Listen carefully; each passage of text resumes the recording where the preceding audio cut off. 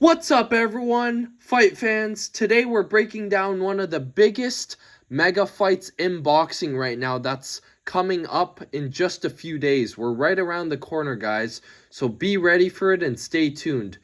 Um, it is going to be in Japan, so just a heads warning. It will probably be like early in the morning, at least for where I am. I'm on the East Coast, so it's gonna be like main event's gonna start at 8 a.m. So I'm gonna have to be up for that.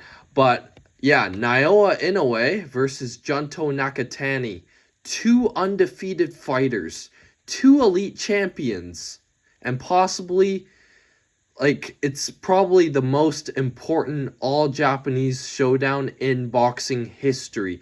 This is skill versus skill, power versus precision, and honestly, this one is razor close and a lot closer than what some people might give it. So let's start with Naoya Inoue, known as the Monster. Inoue is one of the most complete fighters in the world today. His timing, his explosiveness, his body punching, it's all elite. He doesn't just knock people out, he breaks them down. And his footwork is efficient, his punch selection is like surgical, and once he smells weakness, it's pretty much over. You're pretty much dead in the water. He's going to drown you. But here's the thing.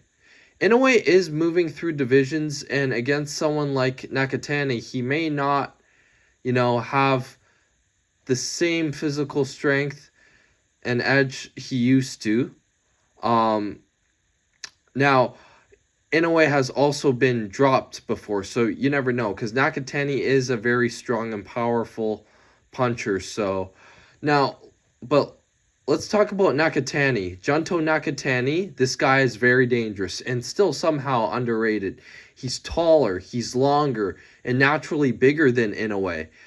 He uses his reach extremely well, fights comfortably at range, and has real knockout power. So Inoue's going to want to get on the inside. Nakatani's going to want to keep this fight at distance, using his reach extremely well, fights, comfortably at range and has real knockout power. But what makes Nakatani special is his composure. Like, he doesn't rush, he doesn't panic, he stays disciplined. And even though his, last fight with the Mexican was a very close 12-round fight, he did struggle a bit, but I think that was his first fight, his warm-up fight at 122. I believe he'll adapt pretty well here. So, and he stays disciplined, and defensively, he's very hard to hit clean, and that could be a huge factor in this fight. So what decides this fight? First, it's distance control. If Nakatani keeps it long, uses his jab, and forces Inoue to reach, he can bank rounds. He has the reach advantage and the height advantage.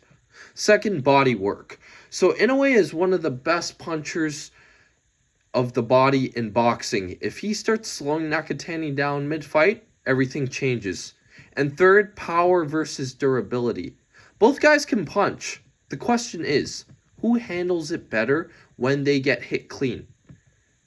Because I believe that even though they're both going to get hit clean, it's who can take the other's punches well and more better than the other one can.